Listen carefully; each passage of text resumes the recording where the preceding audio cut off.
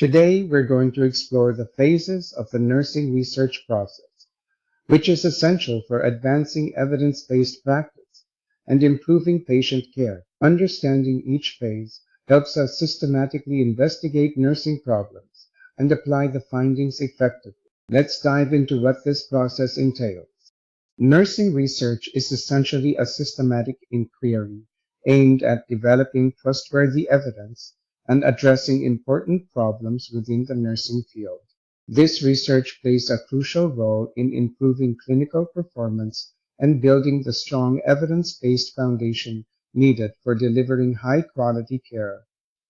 To accomplish these objectives, researchers usually follow a structured process that is divided into several distinct phases. Here, we focus on the conceptual phase, which is the foundation of any successful project. This stage is all about defining the core idea and setting clear objectives.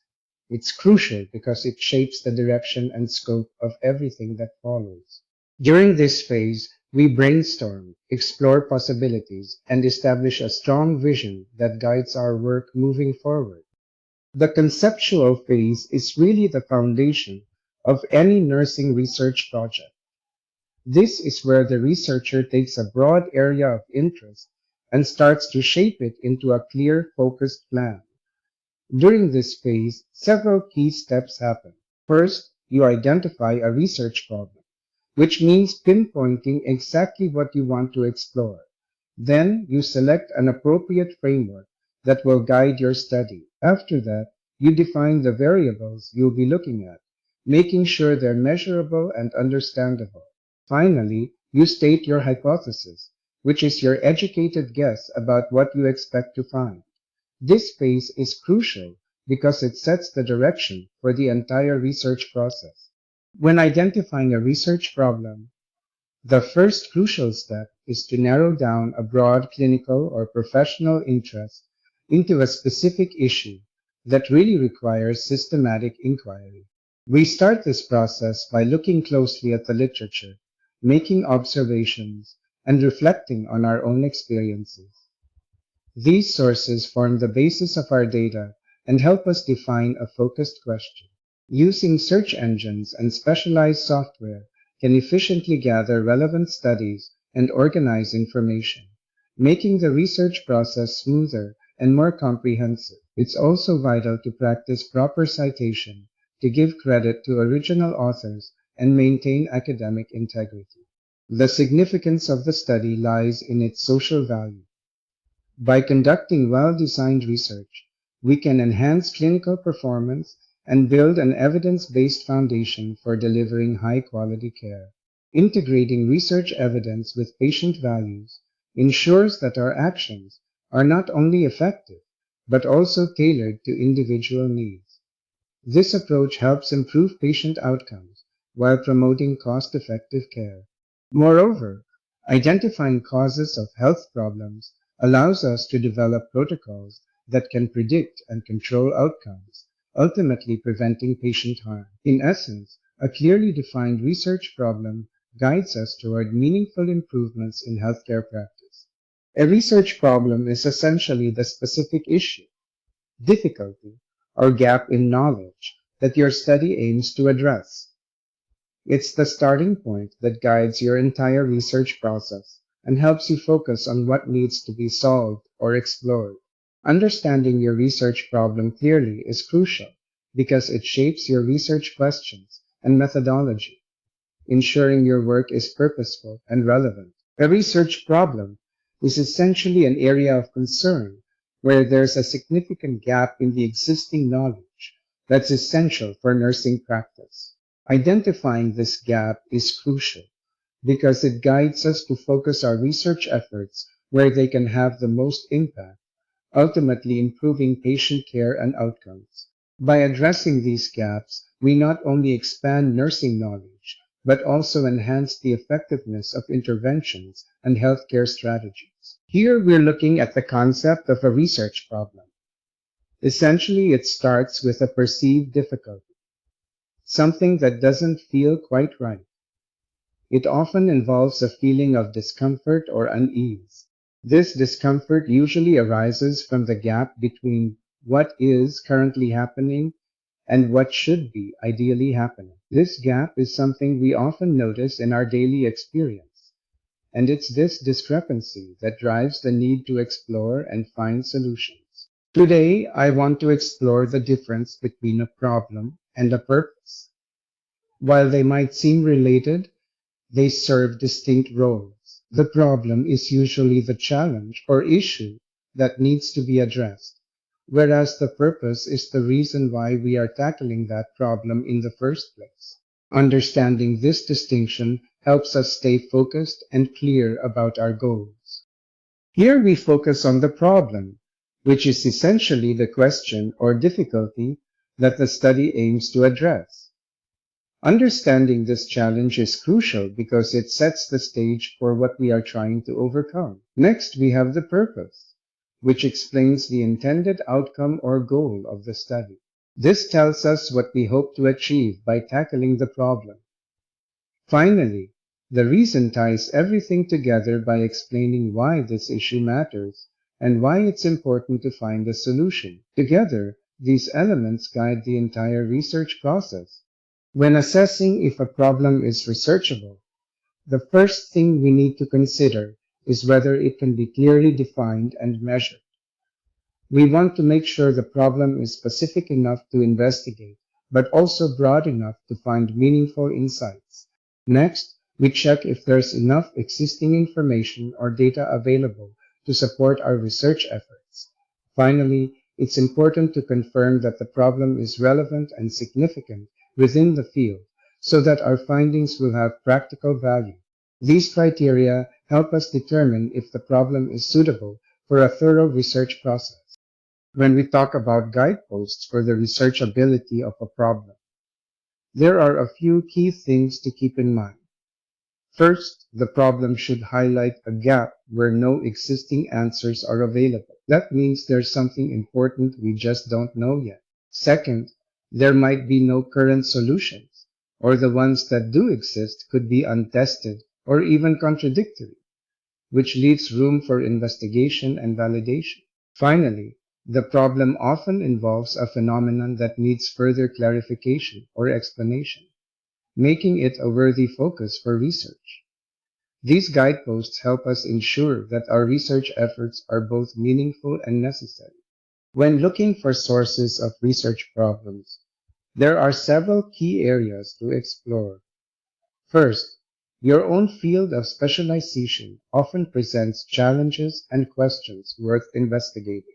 Instructional and reading programs can also be great starting points, as can reviewing literature sources and previous research studies for gaps or new angles. Organizational structures, policies, and interpersonal relationships often reveal problem situations that need attention.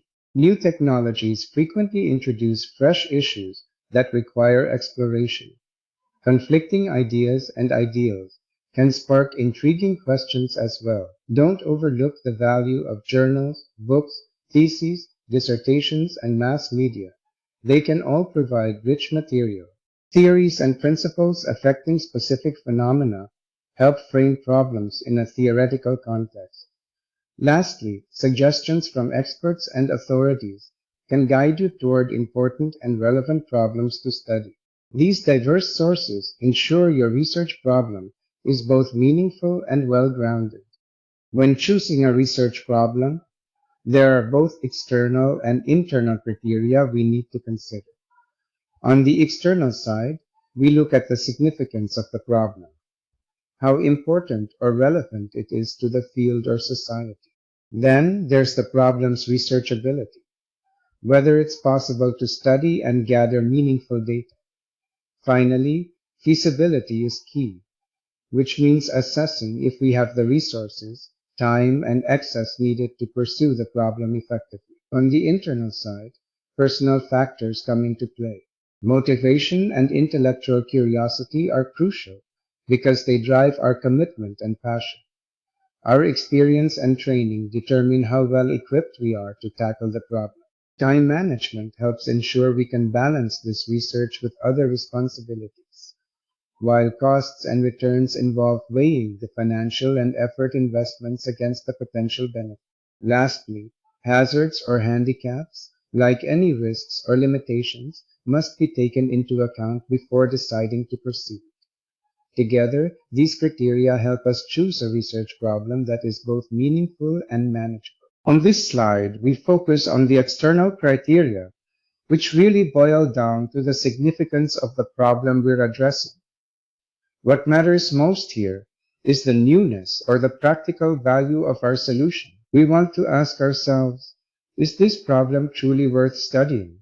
If our study can prove something important, bring about meaningful change, or make a real difference, then it holds value. This isn't just about academic interest, but about creating solutions that have genuine impact outside the research itself. When we talk about external criteria in research, one crucial aspect is problem researchability. This means the problem we choose must be clearly specific and well defined so we know exactly what we're investigating. Additionally, the phenomenon under study has to be something we can actually observe, quantify, and measure. This ensures our research is grounded in real, tangible data that can be analyzed effectively. When evaluating external criteria for a research project, there are several key factors to consider. First is the feasibility of the problem, which means assessing whether the research question can realistically be addressed. Next, time is crucial since the project needs to fit within a reasonable time frame. Availability of subjects or participants is also important because you need enough people to gather meaningful data. Additionally, having a control and support group can strengthen the study's design. Research resources, including equipment and materials, must be accessible, and fiscal resources determine if there's adequate funding. Lastly, the capability of the researcher and ethical considerations ensure the project can be conducted responsibly and effectively. Among these, feasibility and ethical considerations stand out as fundamental to a successful and responsible study. Here, we focus on the internal criteria that drive a research project.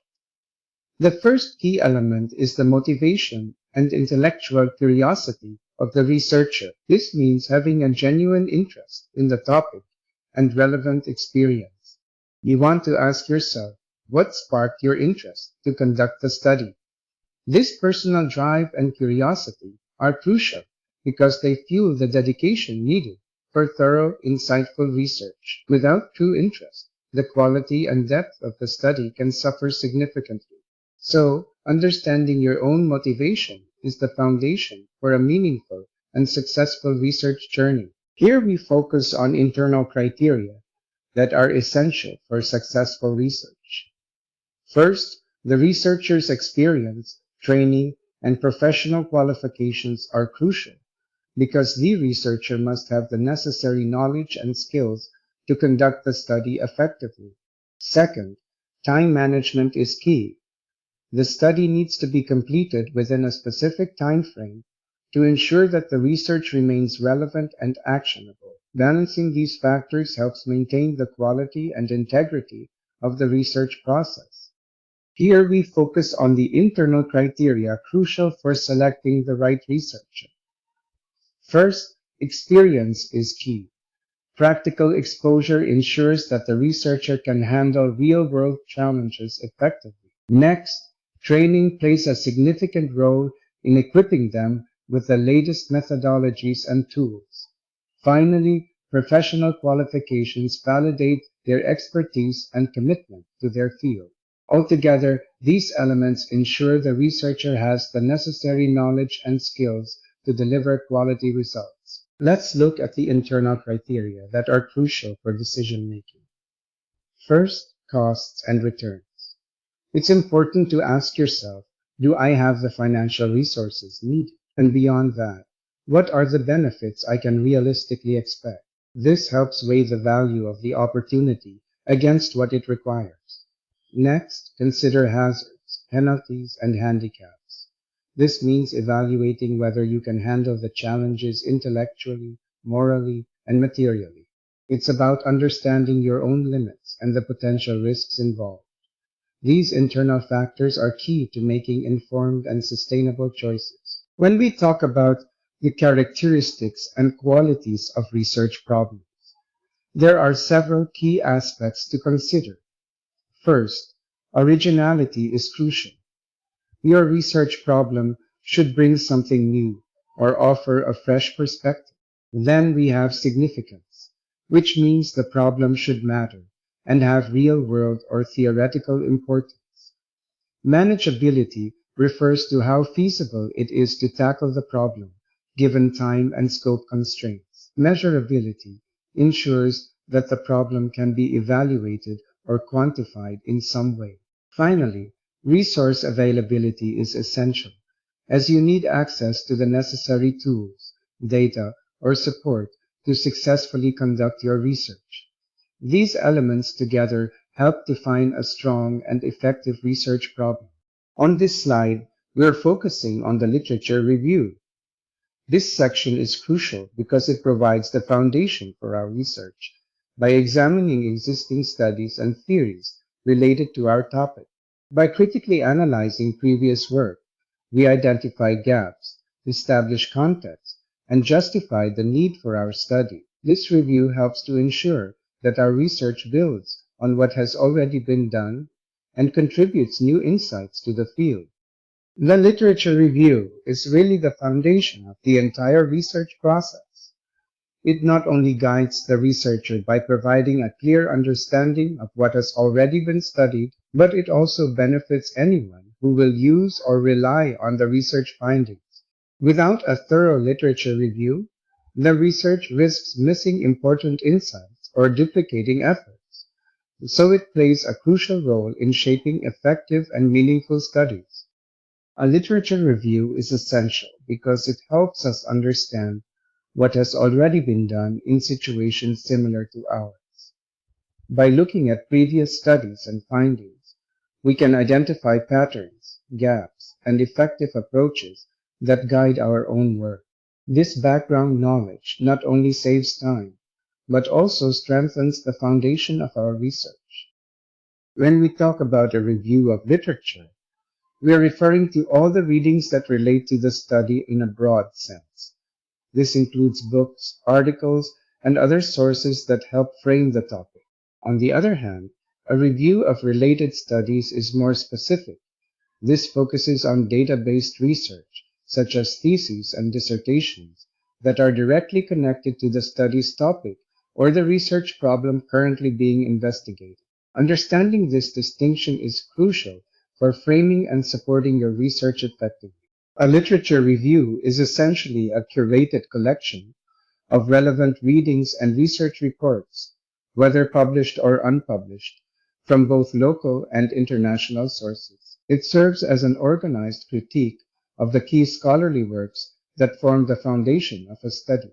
By examining these sources, the literature review highlights important facts, principles, trends, and practices that are directly connected to the research at hand, helping to frame and support the current study. On this slide, we are looking at the two main types of related literature you'll encounter in research. First, we have conceptual or theoretical literature, which includes the theories and concepts that provide the foundation for your study. This literature helps you understand the key ideas and frameworks that guide your research questions.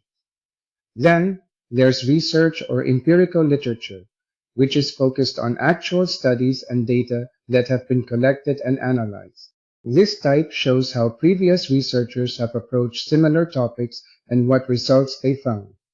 Together, these two types of literature help you build a strong background for your own research. When we talk about conceptual or theoretical literature, we're referring to non-research materials written by experts who have a deep understanding of the subject.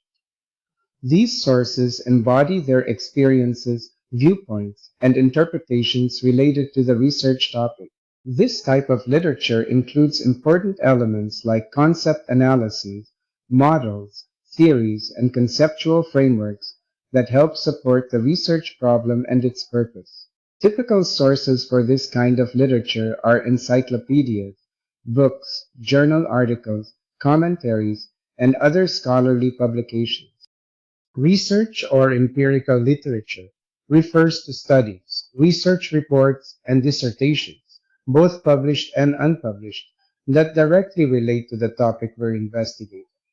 This type of literature is data-based, meaning it's grounded in actual research findings rather than theory alone. These sources can include databases, research articles in journals or books, and academic works like master's theses and doctoral dissertations. Understanding this kind of literature is crucial because it provides the evidence and real-world data our research builds upon. When we talk about the purpose of related literature and studies, it's really about showing that the researcher has a deep and thorough understanding of the key issues related to their current research. This includes grasping the foundational philosophy, relevant theories, essential principles, as well as the important concepts and practical application. Additionally, it highlights the researcher's awareness of the most recent developments in the field, not only in terms of content, but also the methods being used. This combination ensures the research is well grounded and informed by the latest knowledge. The purpose of related literature and studies is to provide a crucial frame of reference for the current research. This includes understanding the research variables and the population sampling used. By reviewing existing literature, the researcher can clearly see where previous studies have concluded and identify the starting point for the current study. It also helps highlight both the similarities and differences between past research and the present work, guiding the direction and focus of the study effectively. The purpose of related literature and studies is to review previous research that connects to our current topic. By doing this, we can uncover important findings that help us understand what has already been discovered. This process is crucial because it guides us in assessing the researchability and feasibility of the problem we want to investigate. Essentially, it ensures that our study is grounded in existing knowledge while identifying gaps or areas that need further exploration. When looking at related literature and studies, the purpose is really to guide the researcher in several key ways. First, it helps identify the best research methods and techniques that are expected to produce the data and information needed for the current study. This is crucial because choosing the right methods can make or break your research. Next, related literature often serves as a reliable source for effective procedures in data gathering, which means you don't have to start from scratch. You can build on proven strategies.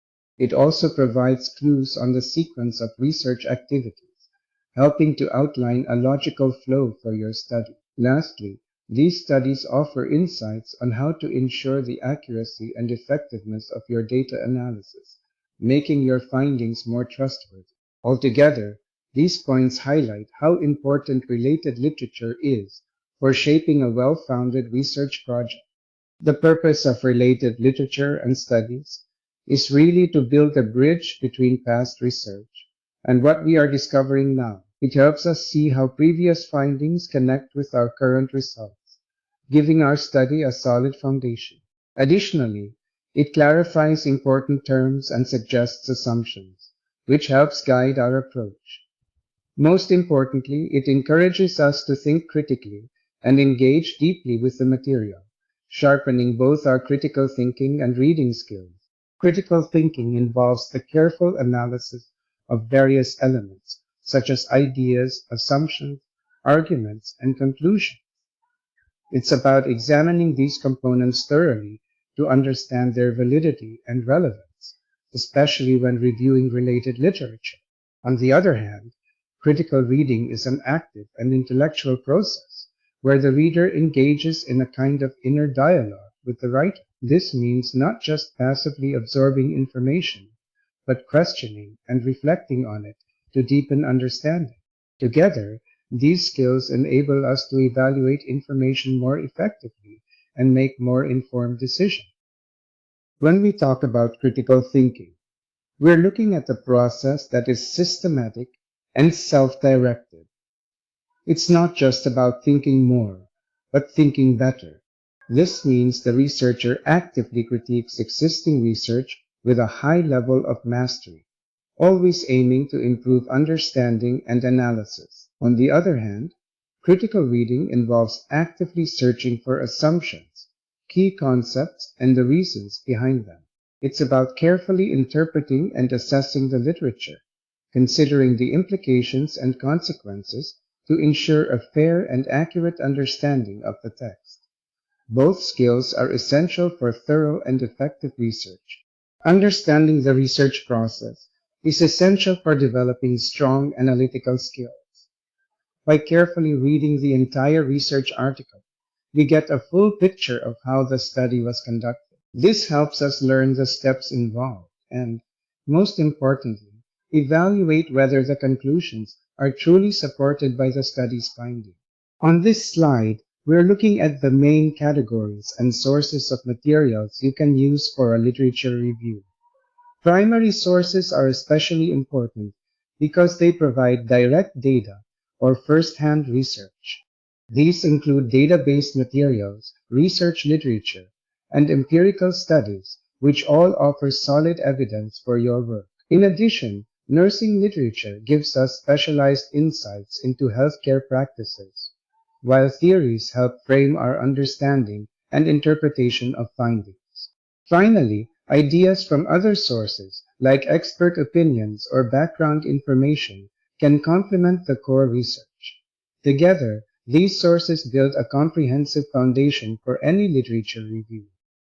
On this slide, we're focusing on secondary sources for a literature review. These include replications and triangulations, which help validate findings by comparing studies from different angles. We also have thesis reviews, where you critically assess existing theses to build your foundation. Reviewing related research is vital to understand the broader context and identify gaps. Finally, thesis critiques allow you to evaluate the strengths and weaknesses of previous work, guiding your own research approach. These sources collectively strengthen your literature review by providing depth and credibility. When reviewing literature, the first step is to clearly determine the concept, issue, topic, or problem you want to investigate. This helps focus your search and makes your review more effective. Next, you need to identify the key terms or variables related to your study. These will guide you in finding relevant articles and sources. By understanding these two steps, you can conduct a targeted and comprehensive literature review that supports your research. When reviewing literature, the first step is to visit the library and gather pertinent materials for review, as well as surf the internet or specific websites to find relevant information. Next, organize your review by sorting through your sources and weeding out any that are irrelevant or less useful before you print them. This helps keep your review focused and efficient. When reviewing literature, the first step is to retrieve relevant sources and bring together the key ideas from them.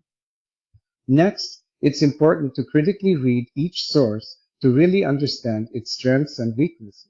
Finally, effective note-taking and proper documentation are essential to keep track of your findings and sources accurately.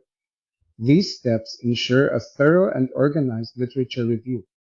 When reviewing literature, it's crucial to first check all your references carefully, including footnotes, endnotes, and reference lists. This ensures that your sources are accurate and reliable. Then you want to synthesize critical summaries of each article, which means not just summarizing but connecting key ideas to present a clear and cohesive picture of the topic. Lastly, be vigilant about identifying any fallacies in the literature review.